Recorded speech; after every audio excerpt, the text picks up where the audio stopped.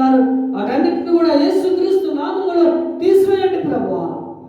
అయ్యా యేసు ప్రభువా అని నీ నోటుతో వారి నోటితో ఒప్పుకునే విధంగా సహాయం చేయండి అయ్యా. నా దేవుడు నాకు గొప్ప కార్యం చేశాడయ్యా అని నీకు సాక్ష్యం చెప్పి బయటపరిచే కృపను ప్రతి ఒక్కరికి దయచేయమని, మీరు మరలా ఒకసారి కలుసుకునే కృపను దయచేయమని, చేయవచ్చిన బిడ్డలందరి పేరు పేరు దీవించండి, ఆశీర్వదించండి. వాక్యము చేత వాక్యాన్ని హృదయంలో నింపుకునే కృపను దయచేయండి. ఈ వారమంతా కూడా వాక్యం పనిచేసే విధంగా సహాయం చేయండి అయ్యా. అనారోగ్య సమస్యలు ఉన్నటువంటి బిడ్డలకి మంచి ఆరోగ్యం దయచేయండి.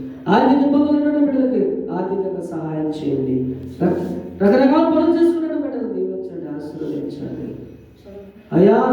అప్పు సమస్యల్లో బాధపడుతున్నట్టు అప్పులు తీసేయండి ప్రభువా. ఉద్యోగాలు చేసుకున్న బిడ్డలు, వ్యాపారాలు చేసుకున్న బిడ్డలు వారందరూ కూడా దీవించండి, ఆశీర్వదించండి.